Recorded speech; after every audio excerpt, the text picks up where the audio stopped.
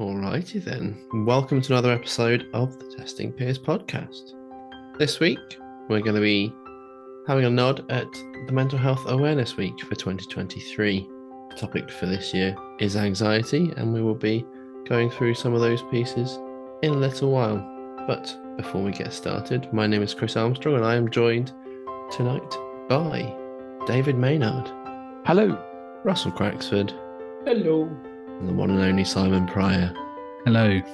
We would like to say a big thank you to our sponsor, Saffron QA, who continue to be sponsoring us, and they are here to support the testing community. Therefore, should any of the listeners be in the market for a new job in testing or hiring new talent for your team, please reach out to Ben. He can be contacted via email at ben@saffronqa.co.uk, or you can find him on LinkedIn and in the show notes. So, before we get into the deep topic, Simon, do you want to just throw us a curveball and talk about something completely different? Yeah, why not? So, one of our side projects for the podcast this year was to try and get an in-person conference organised. PeersCon was in the name we all gave it. And slightly linked to our main topic of anxiety, it has started to cause a bit of anxiety for us all because we don't seem to be getting anywhere with it. So really, guys, we're kind of opening up is what should be the next steps to get this moving? What help do we need? Can we seek out to our listeners to see if anyone can support us on this to try and get it moving? What have we done so far? What have we thought about? So we've reached out to a few venues. We've reached out to Aston University and a couple of other venues to see whether they are able to support us. It's radio silence, emails constantly. I've pinged a few of them a few times now and getting nothing back. So yeah, it kind of feels like it's hit a bit of a stumbling block, and it's kind of the nature of we're all very busy. It's one of our aspirations, but it's kind of taken a back seat, unfortunately. And when are we thinking of actually doing this? I think we were saying September. Was that right? Was that the time frame we were looking at? I think so. We were talking kind of latter half of the year. Later we were half of talking the- yeah. autumn, something like that. But it depends a little bit on venue availability and stuff. Exactly. So that's part of the Exactly. reason why the venue was the critical thing for us. Yes. We're looking for low cost Yeah. / free. Well, yeah, and a good central location. One of the reasons why we were looking at trying to see if we could host it in university was, of course, universities are typically quite easy to get to unless it's one of the rural colleges. As a result, it would be hopefully have a good venue for AV and for parking or trains and such. And so probably we'd need to be out of term time for that, I would imagine. The other thing that we liked about going for a university is that obviously it ties in with our ethos of make a tester, and that we could possibly get students in as part of that. But unless we get a venue, whether it's a university or not, that's the main stumbling block, I think, initially, isn't it? Because Yes, until we get it the is. venue, It we can't is. really decide on the date. Build a site after that quite quickly, probably quite easily. Iterate on it because we're agilists. And then obviously call for papers out and stuff. Yeah. Yeah. And things like that. So, but that date and rough venue is probably the stumbling block for us at the moment. And of course, Russell, you've got experience of putting on a relatively low cost type conference, and maybe not low cost for yourself, but low cost for the people attending. Yeah, it was free, I think. And yeah, there's other examples of it. So yeah, the aim is to keep it virtually free for people. Again, provide sort of food. So we need some sort of sponsorship probably. But we want to keep the cost down as low as possible, just because we want it for the community, really, versus for profit or for anything else. Yeah, exactly. I mean, this is really to help us raise the awareness of testing and to give people a platform to share ideas and improve the community from a testing perspective.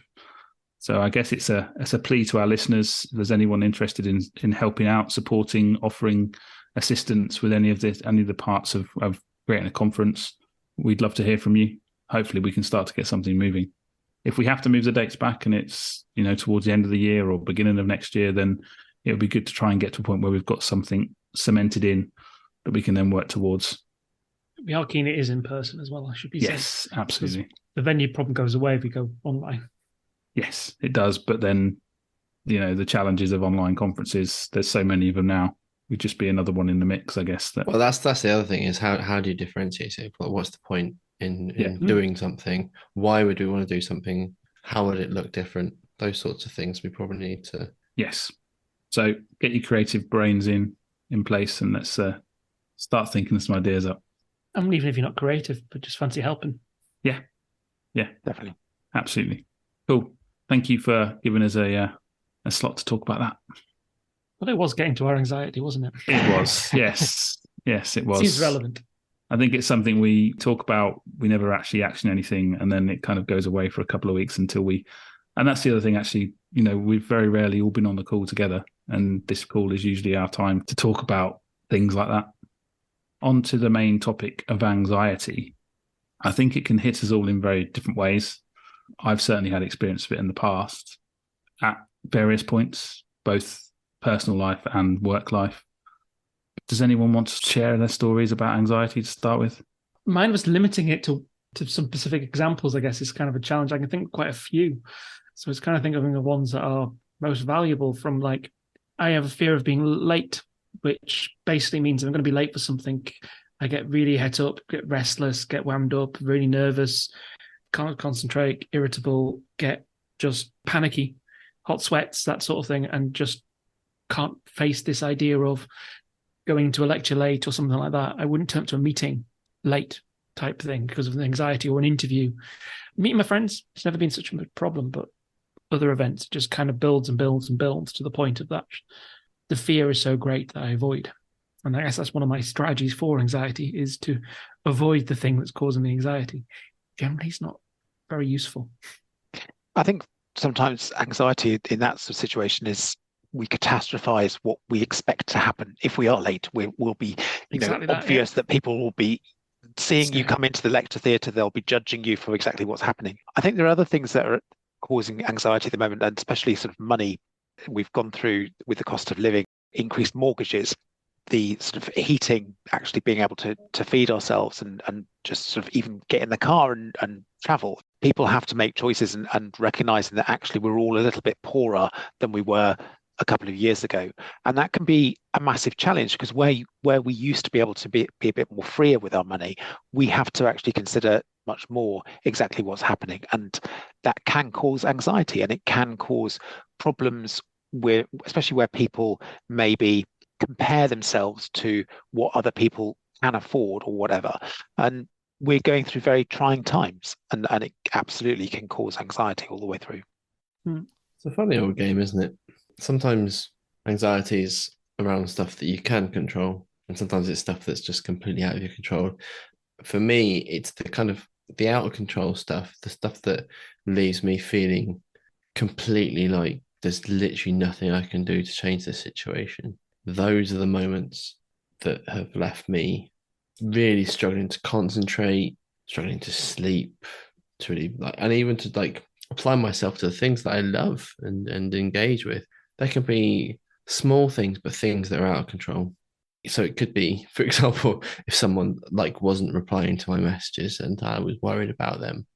It could be something's changed at work, maybe your line manager's gone and you've got someone new come in. It could be that you're in a situation that I think we can probably all relate to, where you're working on something and suddenly everyone just assumes that you're the expert in it and you're not.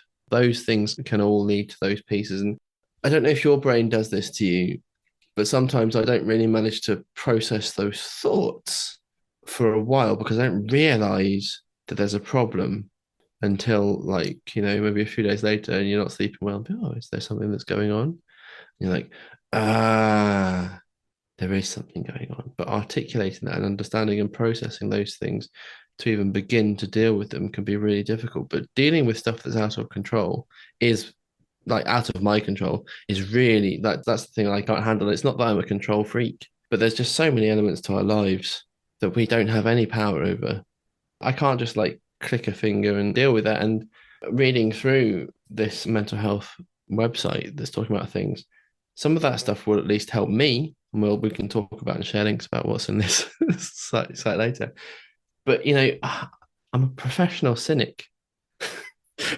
I'm much better at giving advice than taking it, and sometimes I don't know, I struggle to engage with these things sometimes, so I need to work on that.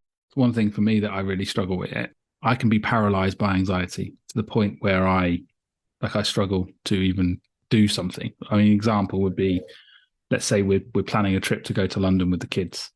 I get really high anxiety about getting them on the train safely, not losing them on the underground, getting to the hotel, the catastrophizing idea of them falling off the platform or whatever else in front of a train just runs through my head, and panic, and it gets to the point where I'm overthinking it, I'm worrying about it too much, but actually everything's fine when we get going. It's just that initial day before, 2 days before, that I'm literally can't think about anything else, and it's just a complete almost panic that I have to plan something. And the same could be on a smaller scale of a new piece of furniture arrives, and I'll put it off because my anxiety has got to the point where what if I build it wrong? What if I do something stupid and it falls down again? Rather than thinking, I'll just take it one step at a time and build it slowly. And actually, when I get to it, take a deep breath, I can work it all through. It's a real challenge. I think there's also the question of the longevity of anxiety. There are certain situations like, walking into a lecture late that are instantaneous, and often, as long as we can get over that anxiety and enter within plenty of time, then the anxiety is subdued. But then you have a lot of long-term anxiety. Like I was saying about the money problems, it's those things that Chris is saying, those unexpected things that come out and have a massive effect on us. And then that can manifest long-term anxiety, and that's where your body then starts struggling. And then the smallest extra bit of anxiety can then manifest massive implications on your body. It is interesting because anxiety affects us all differently for different things. And you talked about obviously long-term, we've got short-term events. You have imposter syndromes, things like that trigger anxiety. There's kind of like social anxiety disorders, general anxiety disorders. There's post-traumatic, I guess they're disorders but they create some of the symptoms is anxiety. There's lots of things that can trigger it. And it does impact us all differently. And sometimes the smallest of thing could knock someone for six. And sometimes the biggest of things, they can sail right through. It's because their anxiety and the way they deal with certain situations, from Simon's example of a wardrobe or a bit of furniture. To some people, that could be never moving on from sort of moment, whereas other people that might be trivial, but it all depends on the individual and how they tackle things. Like my example of being late to something. I know people that are just like, yeah, whatever.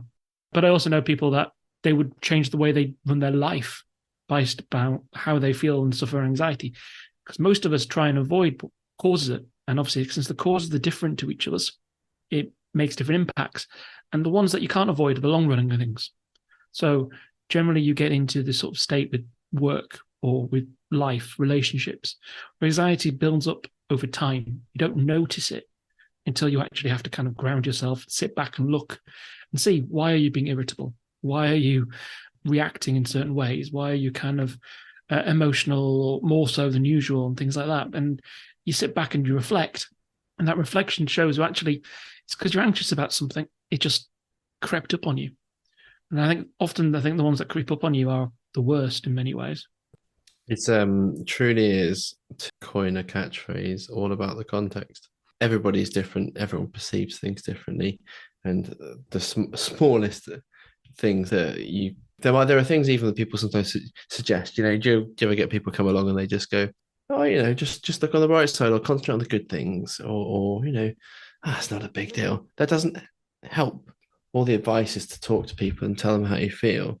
There's a way to receive that information that's actually helpful to people, because otherwise the anxiety of sharing that information and the feeling of rejection or being made to feel really small as a result of that conversation, that's a really big deal. The value of having people that you trust and can trust and share and talk to about these things is super important, because I know when I've been in darker places, having people to talk to about those things that I know aren't immediately judging me or belittling me or dismissing me is really important.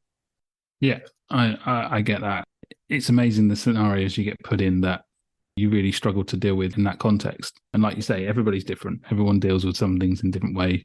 You never know the full context of why they've reacted or why they're panicked in that way. Everyone's brain is different. Everyone's wired differently. Different things can trigger different reactions. And just sometimes there is that feeling of disclosing stuff can actually people feel that they're made vulnerable, and people don't want to be vulnerable. An example might be looking at something from, let's say, the neurodiversity perspective, and you're in an interview and you don't want to divulge that because you're worried that will give people a wrong impression of you. So therefore, people just don't disclose it. There's an anxiety there around, I don't want to disclose that I'm dyslexic or I've got ADHD or I'm autistic, because it might make people put off hiring me. The only way we can help with that is by making the environment more supportive. And that goes for anxiety, full stop. That goes for reasons why people are anxious. The only thing people can do on the other side of it, if you're dealing with someone who's anxious or conversing with someone who's anxious, is to try and make the environment more supportive so that they can relay their anxiety with you to try and make it better. That's a good point. It's trying to make the environment where more people can be more comfortable more of the time, I guess is the point. That I used an example of the lecturer to start with, and that was because once I probably saw a lecturer yell at somebody or pick on somebody when they came in late, and I built a pattern in my head based upon one instance, catastrophizing, I think as David said as well, because of that I made it even worse than what actually happened. So if we can build this sort of positive environment where actually we nurture people rather than rollick people, rather than make people fear, then we're in a much better place. And obviously that helps minimize, it doesn't prevent, but it can minimize the impact of some of these sort of situations. You know, we give people positive feedback on doing things like talks versus ripping it to shreds in front of them. I think there was something in the press recently about, was it some politician, I'll not name because I can't remember the name, calling people's work worthless and valueless and things like that to them. Building that sort of culture probably makes a lot more people a lot more anxious because you fear the feedback you're going to get, because that's not feedback, that's just insults. And actually what you want is something constructive. Oh, this wasn't quite what I expected. This is what you could do and it would help.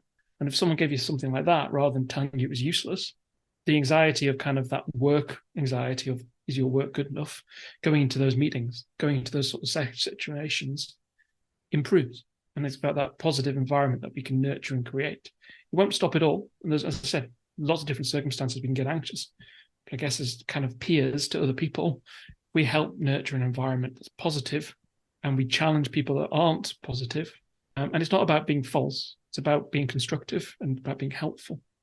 I think we can actually kind of help reduce some of the causes, I guess is probably the best way of phrasing it. We can't stop it. We can help. I think another thing is that sometimes when we become anxious, we can pass that anxiety on to others. And we need to be very aware that we need to recognize that or have that conversation with others if people are recognizing other people are being anxious, and take that on board, because the worst thing is to sort of manifest and exacerbate the anxiety that we've got by passing it on to others. And then there's a sort of a shared almost panic, which may be unnecessary. I think there's sometimes a link back to previous traumatic events as well. Like you said, Russell, about the lecturer, I think a work context as well. There might be scenarios at work where they've experienced real negative feedback or negative reactions to something previously, maybe had a bad experience with a previous manager that may have resulted. And take my own personal example, I have a year where I didn't feel like I was valued, had a almost mental health breakdown because of the culture of the company, to the point of leaving.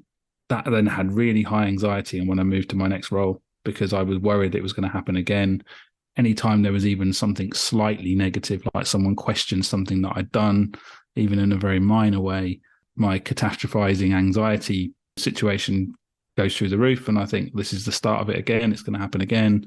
I'm going to be in a bad place, blah, blah, blah, blah, blah. And you can start very quickly snowballing into a negative mindset. And it's only through verbalizing that, communicating with the right people, whether that be someone in work or one of you guys or my wife or whoever else that can support me, that can bring you out of that cycle. And you go, well, hang on a minute, you're in a much better place now. The company's much more supportive. They're not going to put you under the bus again. And it does take sometimes an army to get you out of that mindset, or to experience things over and over again in a positive light before you start to feel slightly less anxious. It will never go away, but it's realizing that 90% of the time it will be okay. It's amazing how the one thing, and maybe not even something that negative, can actually create a negative memory or a fear factor, an anxiety factor within your brain. You don't have to have seen it to, as you said, catastrophize. And I guess one of the things that can cause anxiety is catastrophizing quite heavily. The what ifs and snowballing and I don't know if this is a real thing or not, but my view is that obviously the what ifs is kind of a testing space. We think, what if this happens? What happens next? We actually, I think, have a natural disposition as test engineers, possibly. Maybe I'm making this up, but something I'm curious about, to think of the worst case scenario. What happens? What could go wrong? And I wonder whether that gives us a predisposition to being a bit more anxious at times about certain situations or not. Because we are always thinking, what happens if I get this bug out and it breaks production? What happens if a user does this rather than this? What happens if? And we ask that question heavily. So our brain is very good at thinking of alternative outcomes. And generally, it focuses on the negative, not the positive. And I had to retrain my brain at times to kind of challenge myself, because I naturally fell into that disorder or that way of thinking about things. And I needed therapy, I guess is probably the right word for it, in order to try and teach myself that actually that's not a good way of looking at life. And actually I need to kind of redress that balance that may be appropriate in a work setting, in my job, but isn't probably appropriate about meeting somebody in the pub or wandering around the street and seeing someone walking towards me. I have to adjust the what if to kind of something a bit more realistic. I'm not doing a risk assessment of the pub. I'm not asked to make sure the pub is safe for everyone in the world and things like that. So I've got to adjust my balancing points, because I did definitely at some points in my life get really caught up in anxiety and things around it. This is now therapy, by the way. Yeah, it has definitely turned into that. And I think sometimes it isn't always helped by other people trying to help you. I think that's another key message. I think one example I've got is I have had in the past and can still have on regular occasions quite severe health anxiety. But I've not got any reason myself that I've ever had anything serious, but everything I worry about. And I had one doctor tell me, it just means you're much more in sense with your body than most people. You can detect any small thing that's wrong and it's a good thing. That actually made me worse. That made me almost it's almost gave me that justification for being anxious about every possible lump and bump and bad feeling I had in my body. Whereas actually I needed to find ways to not panic about every slight abnormality. That doctor at that time didn't help me. It actually made me worse for a period of time until I started to find other ways out of it. So sometimes people can mean well trying to support you, but they can trigger it and make it worse for you. I was going to say exactly the same thing, is that you need to be careful where you look for support. For certainly tell people, but when you are hearing someone is suffering from anxiety, is don't necessarily automatically assume that what may have worked for you or for someone that you loved and lived with or whatever will work for everybody. They need to find professional and sensible and targeted support for that particular issue of anxiety that they've got, because there's a long list of anxiety. We've mentioned a couple here, but there's also OCD, the obsessive compulsive disorder. There's phobias and general sort of panic and anxiety, including the PTSD. They're all very specialized, and just because we're discussing general anxiety here and we've touched on lots of those things, they are all specific. And if you're going through one of those, then absolutely you should go to a specialist in order to find exactly what the right treatment for you is. There are sort of positive and negative spirals that we find ourselves in as well. Like I was thinking about sort of exercise being a thing, and indeed eating well being two sort of things that I know that doing exercise and eating well makes me feel better. But when I feel rubbish, they're not things that I want to or am willing to do. And breaking that cycle can be incredibly tough. Today, listener, it's not going to be when you're listening, but today I went out and had a walk at lunchtime for the first time this year. And I felt so much better as a result of taking the time, being outside and just walking around. It was lovely. I've had over 100 days of the year that have already passed, and I didn't do it once. And yet I could have done it every single day. You just think, I don't need to. I don't need to. It's good to be outside sometimes and do those good things. But then I beat myself up for not doing it, and it feels worse. You reminded me that actually after lockdown, when I was working from home a lot, I got myself too busy to even almost have a lunch. And I remember, bit like you, I went out for a walk after a very long time, having not actually really been out of the house, and I felt anxious. I felt guilty for actually taking the time out in order to actually go for a walk at a time when I'm not supposed to be working. It was a very odd situation, and you don't realize that you get yourself into that situation until you recognize it for what it is. And actually then, as you say, Chris, you need to try and break that sort of cycle and get out more, which isn't always easy, but it's important. In a slightly sort of in a similar vein, maybe not exercise related, which is definitely one way of certainly helping anxiety and that scenario. And I've talked about this before about where I've reached burnout and I've put pressure on myself. I've had a real thing about pressurizing myself to continuously learn, listen to every possible testing or tech related podcast, read or every tech book that I could get. I made a decision this year that I was going to wipe all tech podcasts from my list and just have comedy and sports podcasts, apart from the Testing Peers episodes, which I do listen to, and stop reading any tech books and instead pick up novels. I've read 8 novels since January, and I've never read that many books in my life. And I've just literally taken time out that when I do get a spare half an hour or 10 minutes here and there, I pick up a book that I actually enjoy reading and get lost in, rather than reading another tech textbook or a leadership book that's going to show me how to be a better leader. And just taking that decision that I'm not going to actively pick up stuff to learn something new at this point in time and take the pressure off myself. And it's made a big difference to my anxiety levels, especially around work, because I don't have that pressure of I have to be better. I worry about my day job, but then when I switch off from work, I can pick up a novel or go and play with the kids or do something different and not worry about having to listen to X, Y, and Z or watch X, Y, and Z.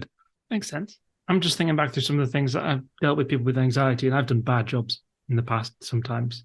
I once told someone who was anxious about the boyfriend who was in hospital. I tried to make light of the situation by talking about, well, they had a punctured lung. It's like, well, they've got 2 lungs. They're not that bad. They've got another one still. They'll be okay. Not realizing quite the severity of the situation. And that did not help the anxiety. Well, it changed the target of the anxiety, and it gave them frustration and anger towards me. But so it led me to something learning, which is you can try and help and you can make things worse. Often the best thing you can do is just listen and understand the situation, empathize a little bit to find out what the thing is, see how they experience things, and ask them simply, what can you do to help? If someone's literally having a panic attack and they're hyperventilating, then there's other things you can do. Sit them down, get them to breathe and concentrate on their breathing, things like that. But when someone's just generally anxious and pacing around, things like that, just asking what you can do to help. And it could be someone's, for example, going to do a public speaking gig, and you'll often see anxiety of those people, and they all have their coping mechanism. Some are okay with it. They know exactly what they want to do and how they want to cope. Others, maybe the first time. So, asking them how you can help them, is there anything they need, put them into a positive frame is probably the most helpful thing you can do. But listening is by far the most important. Just be there. I was going to say, sometimes, depending on your relationship with that person, sometimes just a hug, an arm around the shoulder, no words. I think sometimes just being there is the most important thing for people. Yeah. And sometimes you don't need that context in order to be that support for that person. Sometimes you shouldn't be the person who needs that context and gives that support, but just being there at that time is the right thing and the best thing you can do. Careful of over egging it for them as well. That's the thing. If you do talk to them, that'll be the best talk ever. That probably doesn't help anxiety levels. Being realistic, talk factually versus hypothetically is often the best case. But yeah, just listen. Ask them how they're feeling. Can you help? Do they want a glass of water? Distract is one of the best techniques sometimes. Depends on the situation. I was going to say distraction is a good thing, but also it's reassurance. As you say, rather than telling them that it'll be the best presentation ever, make them think about all the hard work they have put into it. The practicing. You've given yourself the best chance of it not being the catastrophe that you're imagining. So actually, all that hard work will allow, just calm down. You have put all the practice in, you've done everything else. And, because you can't distract them from not going on stage. So you have to then sort of put it into context as to exactly what they have done. It helps as well, doesn't it, to know that there's someone there that genuinely wants you to succeed. Yeah. We so often worry about how we're going to look like with egg in our face and say something stupid, do something stupid. But for the most part, in presentations, the people who are there, A, because they want to be there, and B, they're interested in you and what you got to see. They want to hear good things out of you. As friends, I think I've mentioned this before, like I've done talks and bless him, Russell changed his schedule to come in and sit and support me to do a talk. I offered the same thing to Simon to make sure that when he gave a talk at a conference, I was there, front row, supporting him. I wasn't like applauding and going, whoa, you're the man, but just having someone there, a friendly face, someone that's supporting you, that sometimes is, I mean, in fact, that would have meant a lot more to me than someone just saying stuff they probably wouldn't have believed had they said it, about how awesome or tremendous you were going to be because they hadn't heard it. But just knowing there's somebody there who wants you to succeed, that sometimes is the greatest thing in terms of those pieces. Yeah, you're right. I mean, it's very rare that you're in a crowd of you're talking to an audience that really wants you to fall on your backside and screw it up. Most people will be willing you along to do a good job, to share your knowledge or share your experience with people, and hopefully everyone will leave the room having learned something. And that's very difficult to tell to a new speaker, to someone that's speaking for a first time, because there is that imposter syndrome of, well, what if they don't like what I'm talking about? What if they disagree with what I'm talking about? What if, it's boring or they've heard it all before? And it's very difficult to persuade them that actually, what, your own context is something that they can learn from. It's finding a way to get a message through to them that everything's going to be okay. And, we'll all be there at the end, supporting you, clapping you, giving you the feedback, etc., etc. It's going to raise something interesting, because it just dawned on me. Do you think there's a cultural difference between how we cope with these sorts of things? Because some cultures are very clappy, whoopy. That's their kind of way of bigging things up. It's not my culture. It's not what I'm familiar with. It doesn't make me comfortable. But I guess there is other cultures and maybe more ways of working that work differently. There's direct feedback. Maybe British people like a certain way. Other people like more directness.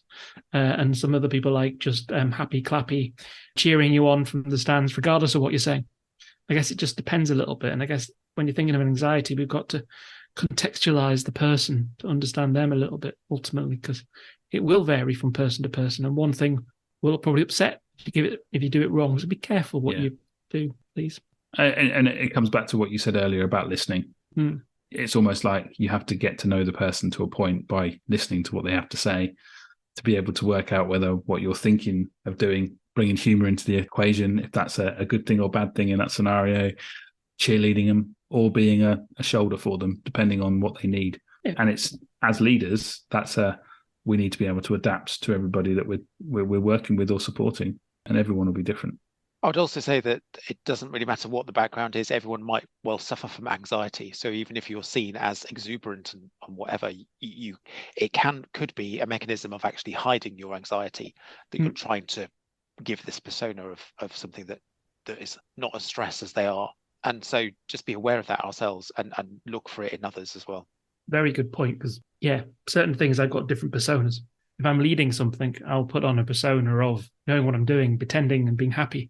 Whereas if I'm not leading it, I will often just sit back in the background and just see what's going on and be passive. And it does depend on the situation. It's not really a weakness either. I think that's an important thing to sort of address. Everyone will suffer from it in one way or another. And it shouldn't be something that we're ashamed of. It shouldn't be something that's seen as a thing that we should feel like it makes us less good than other people. Everybody's dealing with something. Let's not just imagine that everyone's got these perfect, glorious, wonderful lives. Maybe you're not privy to their life and their inner workings, but I guarantee you everyone's working through stuff all of the time, and you shouldn't feel bad about it. You shouldn't feel like you have to hide those things from everyone. Yeah. Like we said, safe spaces, safe people you trust, but it shouldn't be something that you have to feel guilty about going through. But the other thing there is absolutely, everything you said there is right, Chris, but sometimes if people don't want to share it, they don't feel comfortable, that's okay as well. And it's absolutely, you've got to feel comfortable with the people that you share these things with. Absolutely. You say it can't be seen as you worry about it not being seen as a weakness, and it's not a weakness. There will still be those people out there who will see it as a weakness, and it's working out what your audience is and where you feel comfortable sharing. And the world is evolving. We are in a better place now than we were 5 years ago on how people dealt with mental health issues and how people felt supported by their workplaces, their families, etc., etc. Yeah. So we're in a much better place, but it's still, you have to choose the right people that you want to share stuff with and feel comfortable with them. there's much better help in general as well to people that are suffering from it. So not just the kind of support mechanisms, but GPs, doctors, therapy options, cognitive behavioral therapy, approaches like that can actually help people. There's even medication for certain situations and so on to help relax people. There's even full-on medication for kind of dealing with kind of more generalized anxiety disorders, more long-term, more impactful things, because we've mixed what we talked about here from mild general anxiety to severe anxiety. And each one has a different kind of path to kind of take down. You know, if you're constantly having panic attacks, that's very debilitating to you. And there's different approaches and different ways of dealing with these sorts of things, because I know people that won't leave the house because of anxiety. And there's different sort of levels of this sort of stuff. So, you know, you've got to be appropriate to what that is. But there are lots of mechanisms that are quite good to kind of help try and reduce the impact of anxiety on you. But hey, I get anxiety in some degree most of the time. It's just most of the time now, to me, it's less debilitating to me. I think also that we could often help ourselves with those sort of mild anxiety attacks by, we did touch on it about doing exercise, also relaxing and controlling our breathing and mindfulness. That can certainly help with anxiety, and also making sure that we're careful with what we eat. We eat a balanced diet and don't overindulge either in food or alcohol or drugs or anything else. Then there are obviously the more targeted therapies that you can have for those more severe anxiety episodes. Did we want to talk briefly about some of the tips and stuff sort of supporting and coping with your anxiety? I mean, we can talk about some of the tips that are on the mental health page, or we can talk about our own experiences of what our coping mechanisms were. Well, we've already covered a little bit the point of sort of being active and about spending time outdoors. We haven't necessarily touched on healthy diet and sleeping a lot, but those are indeed good things, listener. Probably those are very important things. There are breathing techniques. It mentions the 4-7-8. There's also one called the 3-3-3 rule. We will put all the links into the show notes for this. We probably don't have time to dive deeply because we've talked so much about those things already. But please look after yourselves. Please talk to people that you can trust. Please share those things. Don't suffer in silence. And be safe out there. Well said that, man. I guess that's probably a good point to end. So thank you very much for joining us for a little bit of our mental health special. If you want to find out more, feel free to go to mentalhealth.org.uk, find some more information on there. And there's quite a few other sort of websites out there on mental health, and just keep an eye out for sort of Mental Health Week. Thank you for joining us. We appreciate it. And, you know, please do feel free to share with us your experiences of anxiety, positives, negatives, the coping strategies you've had or you've seen work successfully. And feel free to reach out to us contact us at testingpeers.com. And you can find us on Twitter, on Instagram, Facebook, various other pages, and also our website, testingpeers.com. So thank you for joining us, and wish you a happy week, month, year, millennium, however long you live. For now, it's goodbye from the Testing Peers. Goodbye.